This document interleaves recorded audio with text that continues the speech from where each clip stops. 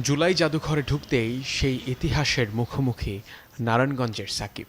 ২৪শে জুলাইয়ে রিকশাচালক সুজনের সেই অকুতোভয় সেলুটের প্রতিকৃতির সামনে গিয়ে থমকে যান তিনি। সেলুট জানান সুজনকে।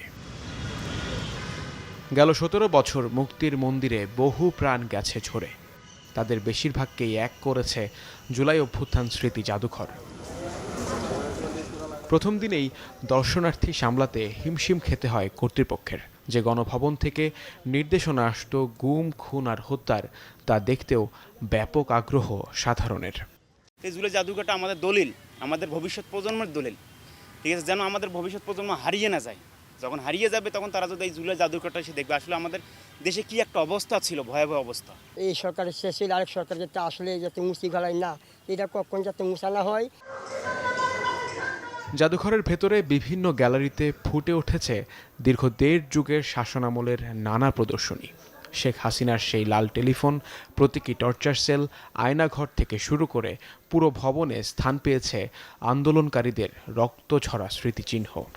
বিভিন্ন প্রতীকী সব দেখেই ভালো লাগছে এবং কি খারাপও লাগছে সেই দিনগুলোর কথা ভেবে, যে মানুষের সাথে কতটা অবিচার করা হয়েছে, হাসিনা যে কি করেছে আমাদের সাথে। খুনি হাসিনার যে অপকর্ম, এই খুনি হাসিনার যে পেশিস ছিল, যদি আমরা এই জুলাই স্মৃতি জাদুঘরে না আসতাম তাহলে আমরা জানতে পারতাম না। আমি মনে করি সারা বাংলাদেশের মানুষ এখানে একবার হলো আসতে হবে। আমার ভাইদের কেন মারা হয়েছে, আমি অনেক কষ্ট পেয়েছি, অনেক। এই শেখ হাসিনার আমি বিচার চাই। কোনো ধ্বংসস্তূপে বসে আছি ভাবলে ভুল হবে। ৫ আগস্ট ছাত্র জনতার গণ অভ্যুত্থানে যেভাবে পেরেছে এই গণভবনে প্রবেশ করেছে, আর তারই ধ্বংসাবশেষ নিয়ে এই ফ্লোরটা গঠন করা হয়েছে। শুধু এসব ধ্বংসাবশেষই নয়, এই ফ্লোরে রয়েছে শেখ হাসিনার কর্মকাণ্ডের নানা দলিল। জাদুঘরের দ্বিতীয় তলায় যে খাটে ঘুমাতেন শেখ হাসিনা, সেখানে রাখা হয়েছে প্রবাস ফেরত শহীদ রাজীবের রক্তে মাখা শার্ট।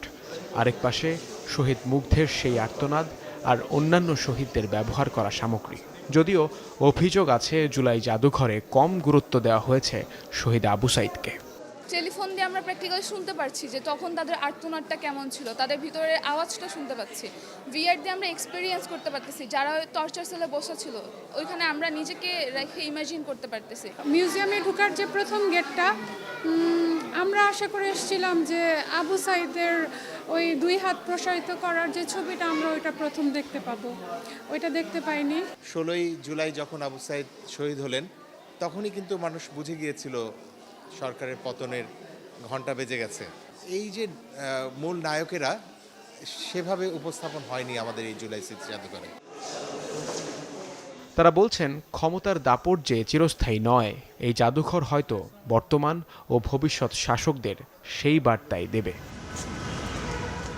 যে গণভবন একটা সময় একটি জাতির ভাগ্য নির্ধারণ করত, তাই এখন রূপ নিয়েছে গণমানুষের বিজয়ের প্রতীকে। তাই তো রোদ, বৃষ্টি এসব কিছু উপেক্ষা করেই তারা ছুটে আসছেন জুলাই গণ অভ্যুত্থান স্মৃতি জাদুঘরে। কারণ তারা মনে করেন যেই জুলাই জনতার,